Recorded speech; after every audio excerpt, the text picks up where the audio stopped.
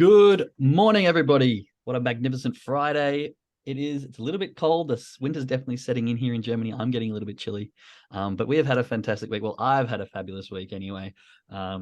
We usually do a recap here on Fridays, but this week we're doing something a bit different. We've got some special guests joining us, and I'll introduce them in just a second.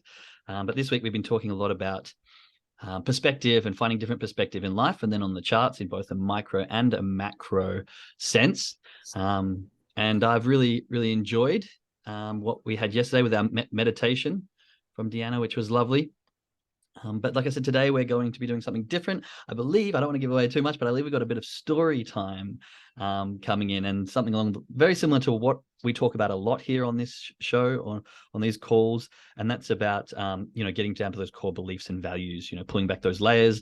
We talk about this all the time. And so I'm very excited to have the lovely Morris and Adriana sharing with us today.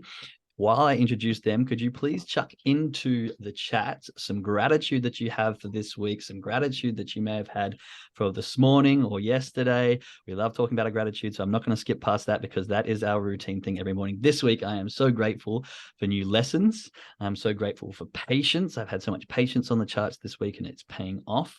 I'm super grateful for old friends coming and sharing their wise wisdoms with us today, which is amazing. And I'm also extremely grateful for my lovely fiance and my little man. As always, we've had a fantastic week here. So without further ado, as those gratitudes come in the chat, I'm going to pass over to the lovely Morris and Adriana to let themselves introduce themselves and a bit about what they're going to talk about today. Jacob, thank you so much for this great opportunity to be with you and such an amazing guest. My name is Morris. I'm from Edmonton, and currently it is a balming minus 30 degrees weather. Well, here I am complaining at -1. Sounds cold.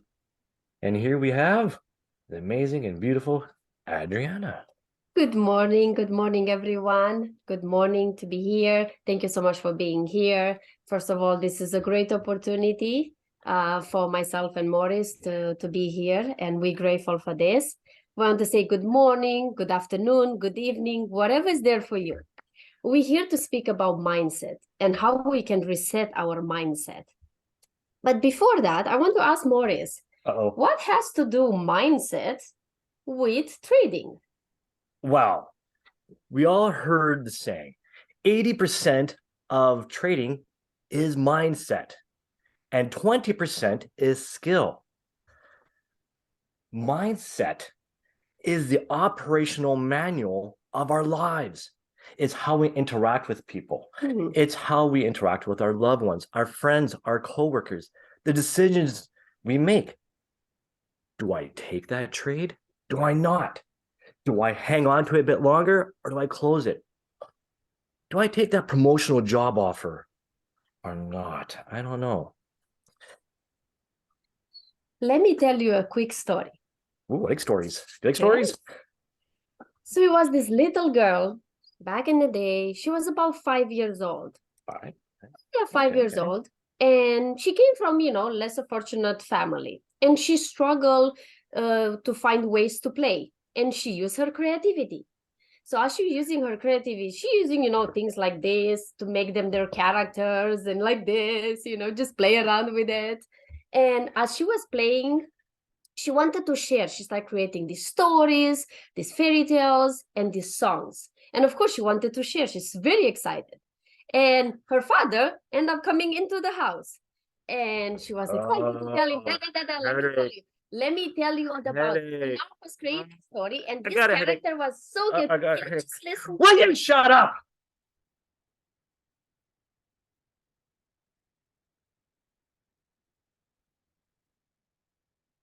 And that's how trauma is created. Trauma is not what happens to you, it's what happens inside of you. What actually happened versus how we interpret it. And I'll explain more of that later. What happened here just shaped her identity. Her identity was shaped. This is now becoming the blueprint of her life. The new mindset of her identity is now how she's going to interact with people, with the world, good or bad. relationships, and the most important, who she become and how she will handle everyday decisions. Let me tell you some facts. So according with Dan Gilbert from Harvard, who wrote Stumbling on Happiness, absolutely incredible book that I recommend to everyone, he said that 46.9% of our daily life, so half of our daily life, Ooh. we are on autopilot. I'm usually 80. Tell me about it. So we all heard about this autopilot. Yeah. We are on autopilot, but in one way is beneficial. So the researcher called this autopilot is called the default mode. So our brain function in two ways. One is this default mode, the autopilot, and the second one is the direct mode, which is the one that, you focusing 100% on a task and it's almost like everything else disappeared around you. But let's go back and talk a little bit about the default mode and how important is this default mode for our daily function. This default mode has negative and positive, like anything else. Let's talk a little bit about the positive part. So the default is important because, think about it. In the morning, you wake up, you don't have to think. Meanwhile, you brush your teeth, you do so many other tasks. You get lunch for the kids, you make coffee, you think of all the tasks you have to do through the day. So you're doing multiple tasks in the same time. How is that possible? Because of this default mechanism. Another important thing is think about it, how exhaustive will be for us to think of every single thing we do in our body and outside. As examples, you brush your teeth, you have to think that you need to lift your hand and you need to brush it and move it back and forth. You need to, put your sweater, you need to move left and right. Which one foot is go first to move forward and walk? Digestive, how the digestive is happening, you blinking, you breathing in and out. All these things are exhausting. Overwhelming. Exactly. Hey. So think about it, how much we need this default mechanism. Another example would be like, wow, one comes to mind is when we're driving home from work. Yeah. I don't know how many times I got home from work and I go, oh my goodness, how did I get here? Did I run a red light? Exactly. That's a great example. Another great and important way why default mode is so beneficial to us is that, remember, we have these recalling memories that protect us. So it has a very important role to protect us in general. As example, you touch something hot, the first time your brain is going to recall it. The next time when you see that thing, you're not going to touch it because your brain brings up that memory to remind you not to do it. So you see the importance of the default mode. But like anything else, it has two sides. Let's look at the negative part of it. Yeah, not taking risks, not going for that job opening positioning, not trying new things, not taking that trade, doubting ourselves. We're always doubting ourselves. Yes. And at the end of it, not allowing to become who you're meant to be. Do you remember the little girl story? Definitely. So this little girl, whatever happened to her in that moment, she created this blueprint. She learned and she learned to use and do certain things to help her to get what she wanted. We all need the love and the attention from our parents and people around us. So she learned to act in a certain way, kind of like a people pleaser. Yeah. We all know about that. You heard about that. And we kind of, all of us, we a little bit of people pleaser. We want to recognize it or not. So we want to understand the importance of the default mode. It helps us, but in the same time, it stops us for doing certain things that we want to do, to become who we want to become, to express our authenticity and our creativity. And because this default mode, this little girl go through school, go through university, goes to work, and there's certain opportunities in her life that stop her. She felt that she's not capable of all. And as I'm thinking of all of this, what are the two most used and powerful words that we all say every single day? I am. Exactly. So as I'm thinking at all these incredible words that, oh God, I tell to myself every single day sounds like, I'm not good enough. I'm not lovable. I'm an imposter. I'm a loser. I'm not capable of learning how to trade. I'm not worthy of success. Those are learned thinking patterns. so if they are learned, how do we unlearn Well, them? We don't unlearn them. Instead, we create a new identity to replace them. Let me tell you a quick story about the cow and the buffalo. Are you a cow or a buffalo? Excuse me? Well, you heard me. Are you a cow or a buffalo? Watch your words. Okay. Before we come to any conclusions, let me tell you the story. In this field, there's this cow and this buffalo. And in the distance, this storm is brewing. The storm can be the trauma, it could be the situations in our lives, the problems, the pain in the butts, however you want to call it. So as soon as the cow sees the storm, it goes, oh my goodness, I got to get out of here. So it turns the opposite direction and starts running for it. However, the storm is much bigger and faster. So the storm catches up to the cow, and the cow is still trying to run away from it, from the problems, the situations. And then eventually the storm goes over the cow and passes. Now the buffalo sees the storm, gets its feet firm on the ground, faces it head on, and just waiting to, come on, storm, come on, bring it, I dare you. And as the storm gets right to the buffalo, that's when it charges full throttle right through the storm and get to the other side. The buffalo saw the situation and headed straight on and got through it so much faster, opposed to the cow endured it much longer, stayed in the situation, the problem a lot longer. So my question is to you again, are you a cow or a buffalo? Whew, what a story. First of all, thank you for not calling me a cow, because you're going to deal with it later. No. But okay, I get it. So how do I become a buffalo? Being deliberate in your thoughts. Just like the buffalo, you acknowledge your limiting beliefs and become more conscious of your thoughts by facing them head on. Okay, so it sounds like I need to face my limited beliefs, to look at them, to see them. Well, actually, I got a better idea. Rather than seeing them, write them down. Oh, yes, I heard about this before. They say, as a research saying that if you write things down, they 30% more chances to become reality, and then you face them differently. Right. By writing them down, you see the limiting beliefs in black and white, or blue and white, wherever color pen you use. You see it right in front of you. And the more you see them, they start to lose their power. Okay, so let's do this exercise. Oh God. So early in the morning? So early in the morning. Okay, so I'm gonna ask you, what is your belief?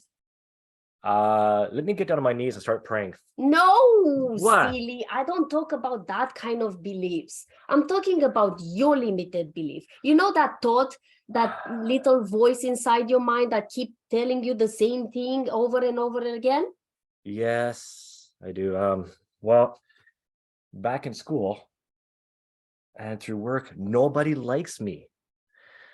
Do you like me? Come on, you like me. Jacob, you gotta like me, man. Right? I love you, Morris. You're great.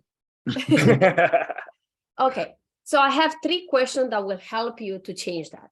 Okay? 3 questions. Okay. 3 questions, because we talked earlier that we need to see our limited beliefs. The importance of that. The first one is that how much is going to cost you or costed you in your past this limited belief? What would it cost me? Let me check my bank statements. No, I'm not talking about that. But even that, I'm sure it costed you a lot of money. You could be more successful than you are now. Just saying. So this limited belief, you keep having it for all this year. What did it costed you? Well, I was not popular, Okay. right? So no one wanted to hang out with me. Okay. And because of that, it's like there's this one girl we want to ask her out, Mm-hmm. but because of my insecurities, I couldn't do it. Mm-hmm.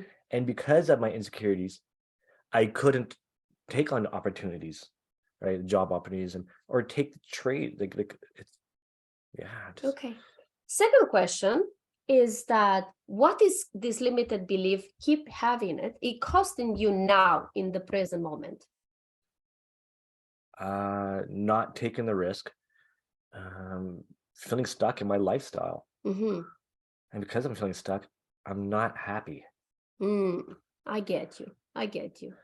And the $1,000,000 question, number 3, $1 million. is that if you continue to have and keep this belief and you're not evolving from it, what's going to cost you in your future? Oh, that does sound like a good $1 million question. So how do I change limited belief from no one likes me to You can say the right people love me. okay, so you're saying is change to the flip side of it. Mm-hmm. So if I'm too old, I can say I have plenty of time Okay. and I have a lot of experience that can benefit me and others. Okay. Another example could be, my biggest one. I'm going to be honest and vulnerable here in front of all of you. It's I'm not capable, or the worst one, I'm not worthy of success Well, you're that I worthy. wanted. How do you change that? Like Jacob said, gratitude. Gratitude in every morning, we do it throughout the day, are the little wins. Mm-hmm. I'm thankful I was able to get out of bed. I was thankful that I can go to the bathroom without tripping on the kids' toys in the morning. I'm thankful that I was able to do a good speech today. I'm thankful, hey, I saw that little trade. Yeah, I made 10 pips, but guess what? That's 10 pips more than I made earlier by celebrating these wins. And before you know it, your confidence builds up. Mm-hmm. It's not an event. It's a process. Exactly. So this all have to understand that this is a process. It takes time. The same like you created all over the years this default mode that doesn't benefit you all the time. The same will take time to change it to a new identity, to a new mindset. So remember, the majority of your beliefs, your limited beliefs, come from your parents, from your past, from your setbacks of your life, from bad relationship, but most of it from our interpretations of our experience throughout our life. You remember that story with the little girl? Hey, daughter. Hi, Dad. Do you remember that time when you were about 5 years old and I came home from work and I snapped at you? Oh, yes. I could never forget that day. You know what? I always remember that day when you told me that you'd never like my singing and I should never express myself. And to be honest, I never sing since then. I'm so sorry you thought that way. I love your singing. I never said I didn't like your singing, right?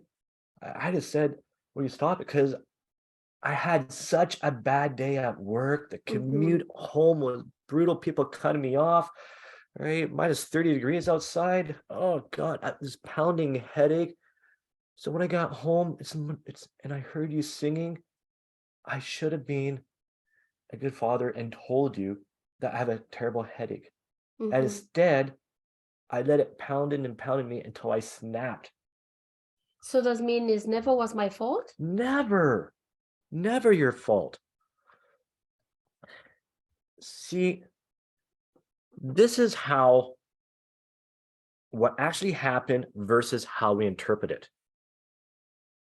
What exactly happened was the father came home from a really bad day at work, rough traffic, pounding headache. Where the little girl, she thought, I didn't like her singing. Dad didn't like her singing, didn't like her playing. And because of that, she didn't take risk. She didn't feel free to step out and be bold. When the teacher asked a question in class, she didn't raise her hand because she was scared. She doubted herself. And because she doubted herself, she wasn't sure, should I take that trade or not? Oh, I'm not going to take that trade. No. And then find out it makes 400 points. And then, okay, I'll take the next one. I'll take the next one. And next thing you know, it's a 400-point loss. I'm like, ah! And now she has all that trauma replaying. I'm not good enough. I'm not smart enough. So remember, because trauma is not what happened to you, is what happened inside you. The secret of resetting your mindset is the way you think, the way you see yourself and what you say to yourself every single day. I will leave you with this. You have two choices. You either continue to repeat what you're doing, or you're going to evolve from it. And in closure, I want to share my favorite quote from Wayne Dyer. He says, when you change the way you look at things, the things you look at changes. Thank you. Thank you all very much. And thank you, Jacob. Thank you so much. That was excellent. It was a great story. I've got lots of notes here. I actually had a few things I was going to summarize with, but you did it very nicely at the end there, which I really appreciate. Yeah, I love that quote. It's funnily enough, we've been talking about perspective this whole week. So Monday, we're talking about, like I've got just up here, life's about perspective, a little quote with my picture on it. And it says, I can't read because it's so dark, but basically you can find a different point of view in every situation.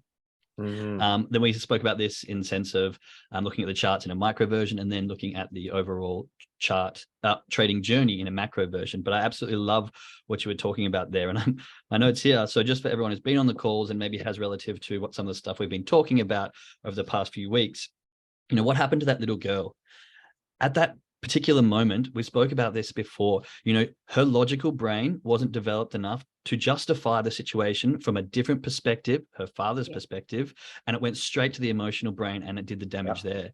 And, it could have been years later where she didn't even remember that. She may not have even remembered that situation and it affected her. In this case, she did remember it and it's obviously affected her. But what she was able to do then, and we speak about this all the time, is peel back those layers, find out where this core belief is, find out where these restraints are, and get right down to the trauma that happened during that time and realize that that's where this stems from. This shifted my identity, which I loved that you referred to it as that, because this little girl's identity was set from that instantaneous moment, that moment of trauma, which she let build up inside of her. And just as you say, it's not about what happens to us, but what I would say in my words is about how we respond to what happens to us is what makes you. So I often will say what makes the person is not what happens to them, but how they respond to what happens to them. And this is the exact same situation here. So I really, really love that story. And just finding that understanding that, often these traumas happen at a young age because we don't have that developmental part of our brain from the logical and the emotional brains to protect ourselves and to rationalize and to find different perspective, which is what we've been talking about all week. And I loved also how you talked about the 46.9% on autopilot. I love that. I've actually recommended The Chimp Paradox, if anyone has read that book about the logical, the emotional, and the computational brain. And the autopilot is basically our subconscious brain. It's where our habits form. It's where we do things on autopilot. It's the computational section of our brain. And really, it's got a positive and a negative, just as you discussed. It's got that ability to allow us to brush our teeth in the morning, get dressed, tie our shoes, the things that we do just normally without any thought, but it also holds us inside, as Deanna was talking about, that comfort zone.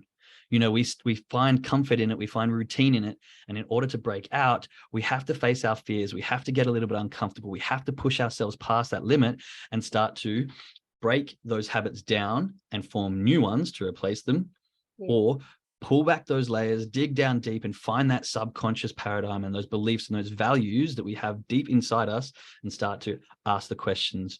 How can we, write them down, as you guys suggested? How can we change this? And I just want to get from you the three questions you asked there, because I only had time to write two of them down, but I believe the first one was, what has it cost you so far? And I think the last one was, what will it cost you in the future? But I didn't have time to write down the second one. Could you repeat the second one? Yes, the second one is what's costing you now in the present moment. Okay, that makes sense. So what is it costing you now? Which is, very good questions. What does it cost you so far? What is it currently costing you? And if you continue this way, what will it cost you in the future? And I like to often ask, if I change, what will that bring me, or what cost will I get from it? So kind of keeping the future perspective as if I remain, and if I change, what will that cost be? So everything you spoke about in this presentation runs very well along lots of the stuff we've been talking about on this podcast up until now. So I really, really appreciate your time. Does anyone in the chats have any questions for these two on that lovely presentation in the last couple of minutes? If not, I'm going to again share my gratitude for you two. Thank you so much. Do you both individually have maybe some gratitude you want to share of the week or of the day that you can share with the group? Because our practice here is to find gratitude every single morning. And maybe if you've got in the last minute something you'd like to be grateful for, each of you. Ladies first. Oh my God, there's so many things to be grateful, but no, we all are grateful for the things outside of us. But most of the time, we're not grateful for the things inside of us. We have to be grateful for the little child, the little girl or boy inside us that is trying the best they can with whatever they have. And we have to be grateful for that. More love to give, we have to give to that inner child, more we can create better, better opportunities and better ways of doing things.